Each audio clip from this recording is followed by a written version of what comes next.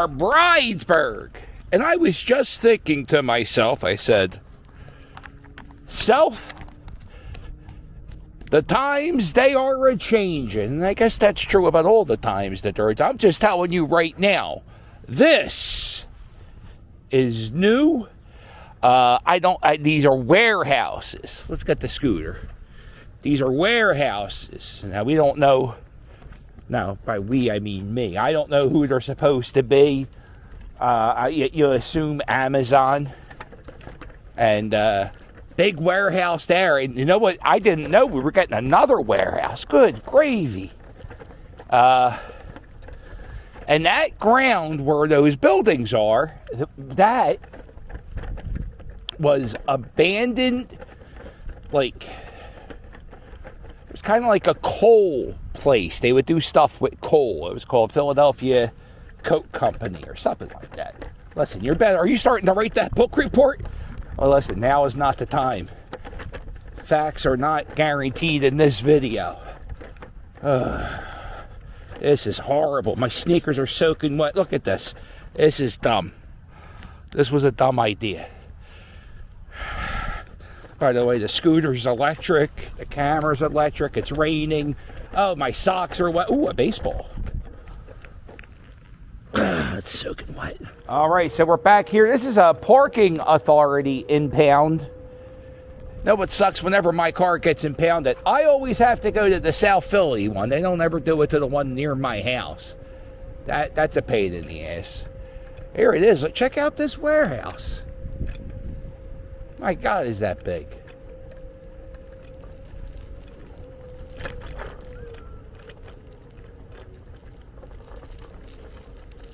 Wow, it goes back far.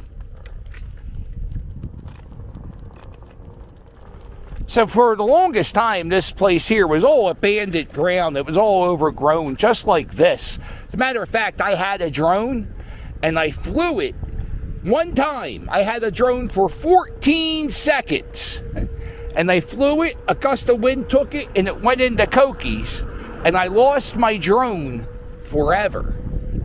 And now, oh wow, look at this. It's a big-ass warehouse. Yeah, but this place was so overgrown that I flew my drone, a gust of wind took it, and I lost it. I couldn't find it. So, but the ground, from what I understand, the ground was so contaminated that they couldn't build residential properties on this plot of land. So now they're using it for a warehouse. It makes me, I got questions. What do you mean? What are we warehousing? What the hell is a warehouse? Like, are we making something, or is it like a storage place where we're selling stuff? Are they selling food from here? Are they allowed to sell food from here? Because from what I heard, the ground was contaminated. I don't know. But they did a lot of work. I know they've been leveling it out and digging the land, so maybe they dug up.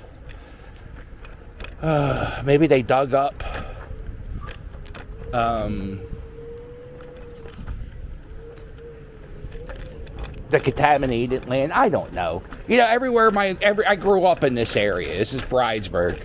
This is where I live now. I grew up in the neighborhood south of here, and that's Port Richmond. And I actually was born in the neighborhood west of that in Kensington. And everywhere you go, the playgrounds are covered in lead and asbestos. So every day is a blessing. That's all I'm saying. Growing up in your mid-40s in Philadelphia,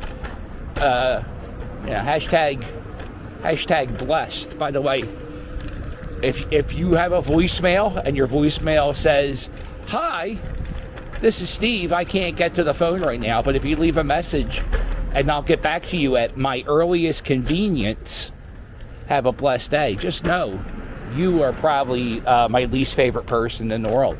Thank you. I hate when people say have a blessed day and then they tell you they're going to get back to you at their earliest convenience. At your earliest convenience? What do you mean? What's that mean? When it's good to you? How about you get back to me when I make the phone call?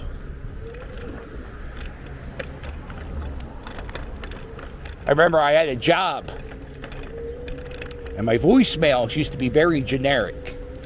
My voicemails used to be like, hey, get the phone, leave a message. Or sometimes it would be like a really filthy, dirty joke, or like a Monty Python bit. And then my district manager at the store, he told me, he goes, yo, I don't hire people with bad voicemails. Whenever I hear somebody in their voicemail, that's what they choose to be their representation to the world. No matter who's calling, that's what they're going to hear. So that always hit me. I don't know why, but that more than anything in my life, like that's one of the few things that I was like, oh, you know what? Always leave a really perky voicemail, because who knows? And my voicemail is annoyingly perky. It's just it's offensively perky. All right, here we go. So anyway, did I mention where we're going? We're going to Port Richmond. We're going for a little scoot. It's a Saturday night, and I ain't got nobody. I just got money because I just got paid. And I think I'm going to play a record tonight. I'm going to go to the record store, and I'm going to get like a little hip-hop single. Right? This place has hip-hop singles. I like that. They didn't really make hip-hop vinyl albums. Well, they did, but not many. But they have a lot of singles. So, once in a while I get lucky. I find a few singles I like. Yeah. And they're only like $2, the singles. Vinyl records are out of control. I started collecting vinyl records about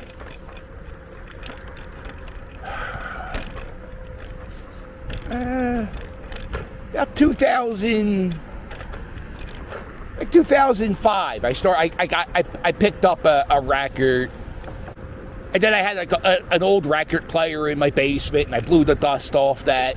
And then I was this traveling salesperson for his job, and I would just drive past thrift stores,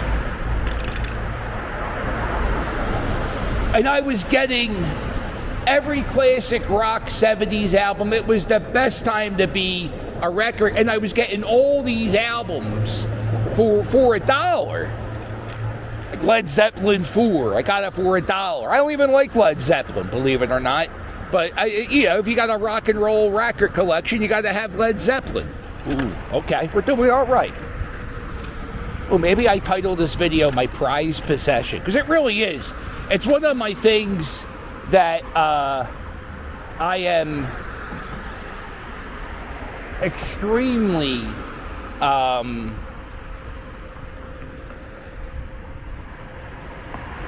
it's one of my things that I'm pretty proud of. I'm pretty proud of my record collection. I worked on it and by working on it, I went shopping. But I went shopping, and I would go to stores, and I would rummage through, and there's a certain zen vibe you get when you rummage through records. There's not many things that get me into the zone than rummaging through records. You know what? Maybe I'll even, do I dare show you guys the record collection? Maybe.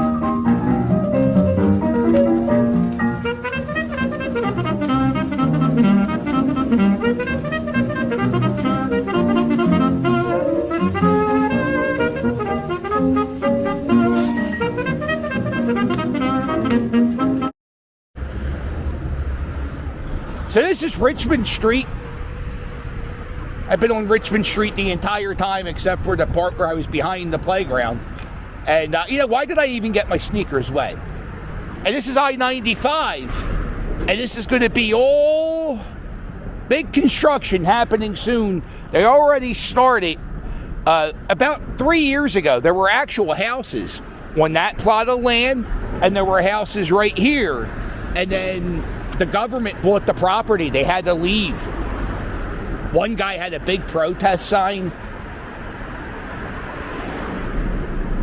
As you can see, right here, they're starting the construction of the I-95, whatever. I guess I'm hoping they're expanding another lane. We'll see.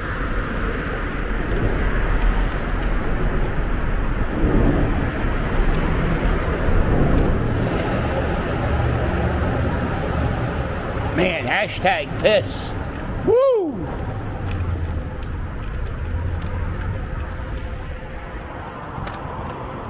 So there's some sketchy stuff that happens in this section.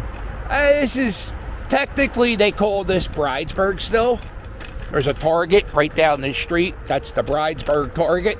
Look at the receipt. It says Bridesburg.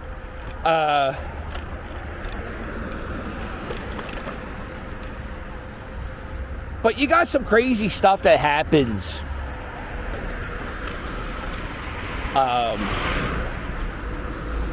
Like at this Sunoco, there was like a homeless encampment that developed behind the Sunoco. So the guy who owned the gas station, he had to build this fence behind his store because people were just setting up tents. And I remember I went there.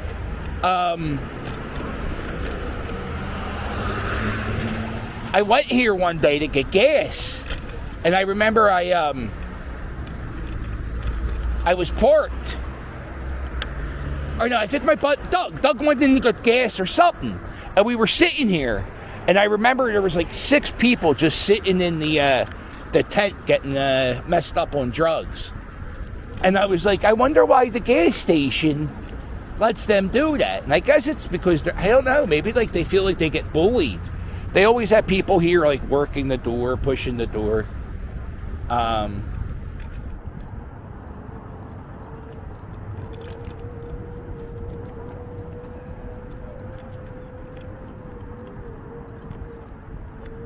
This is where they throw a lot of the boom parties. They'll throw them back here. People just line up the cars with the big speakers, turn those sons of bitches up to 11. Blow out their eardrums. This is a spot. This is where you learn to drive. When I learned to drive back down there on Delaware Ave, down here. It's a good spot. Yeah, nobody really goes driving crazy around here. Although there's probably jerk-off dirt bikes and motorcycle people. That's everywhere, though, in the city now.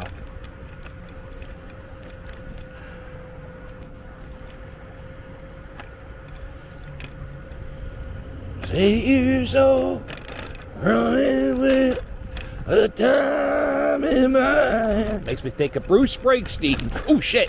Makes me think about Christopher Reeves and how he got paralyzed falling off a horse, and how I'm riding a scooter in the worst streets. Look at this. Look at this wall. What's going on with this wall? What was this wall for? A dime in my hand. Deep fry hot dog. Uh-oh, where's that lunch truck? Oh, the lunch truck's gone. They had a little lunch truck. They had pork chop cheesesteaks. They didn't make it. They were there for a while. They had a nice little green lawn. I was thinking about how when I first got into records, I remember when I was a kid, my mom and dad, I got the choice. I wanted to move down into the basement of of our house in Port Richmond. In a big basement. It was all finished. It had tiled floors. It was nice, right? And had his own bathroom. And I had my dad's record player with all his old records. And he had a lot of Bruce albums. So I would sit there with the headphones on. And I remember the first time I heard Thunder Road through those headphones. And it just sounded so good. There's something different about music on vinyl. Something different about music from the 70s. That's what, because it was made to be on vinyl, that music. The new music, like Flow Rider, you play that on a disc. You play that laserly. Is that the technical term? Digitally, not laserly. I know. You know what? I'm gonna make that. I'm gonna go with that. I'm gonna call CDs the laser albums.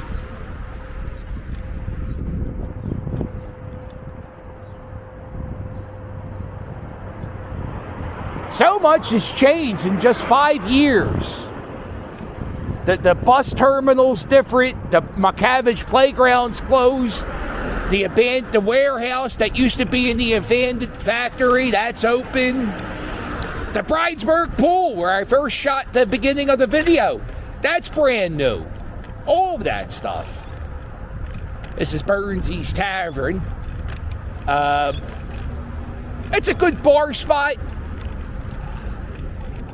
I'm awkward. Let me start off by saying that. I'm a little awkward. Sometimes they get a little crowded and you got to share a table with strangers. So I stopped going there. I used to get the wings on takeout for New Year's Eve. The wings are pretty good, but that's really it. That's all I ever... You get a chicken sandwich once in a while. They were good. The bar was nice. It's small, it's tiny, it gets crowded, and you got to share your table with strangers. I just don't like that. Here it is, the new Richmond and Westmoreland Loop. The new bus stop. Here we are. Let's go. So what they did, they got... Instead of having benches where you can lay down, they have these so people can't sleep on them. Or they have these little things here where you lean back. This is something called the SEPTA key card. And that's how people who take SEPTA, instead of like having, I don't know, like a SEPTA ID, they have like this fake debit card. And I just saw that the city, SEPTA is going to be going with a new system. Maybe make it so you can just pay with your phone or whatever.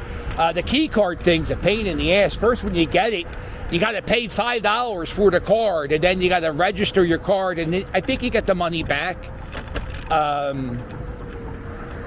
But the thing about the key cards are they expire every 4 years. So every 4 years you got to go through the pain in the ass of, it's not as easy as it is in other cities.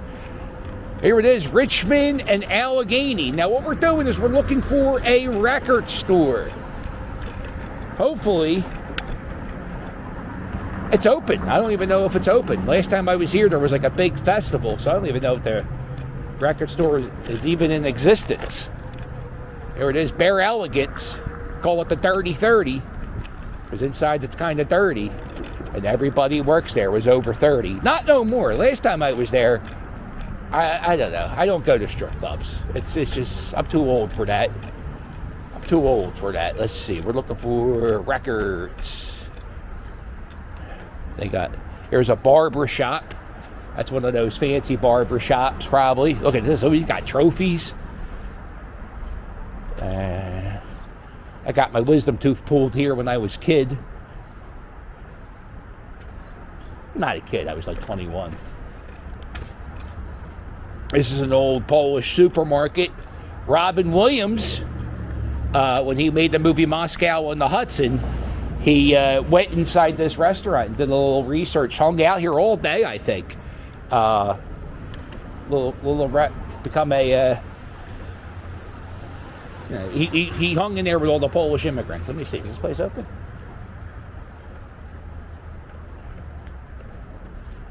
Oh, they are. Oh, no. What's today? Oh, it's Saturday. Oh, it's 6:30 p.m. Let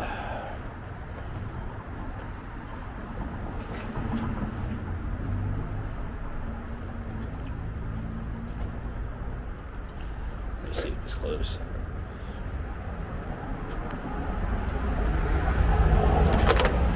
You closed? I'm open. You open? Okay.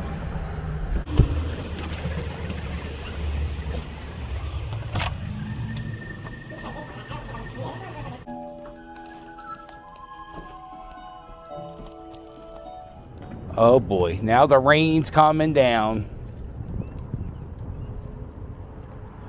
Shit. Well, let me show you my 2 albums I got, and I guess I'll turn off the camera.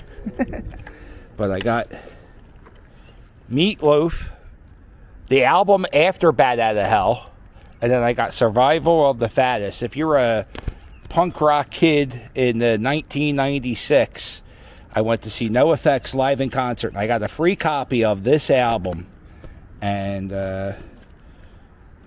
it's out of print, so I'm glad I got a copy of it. I've been looking for that for a while. So, all right, that's it. The prized possession I have is my record collection. And as I end this, I just realized it's probably not my prized possession. I would say maybe my prized possession is this camera, because I'm turning off the scooter ride because, it's electronics. I like the albums. Not the albums. I like the camera more than I like the scooter, apparently, because I'm going right through puddles and shit. So, let's see.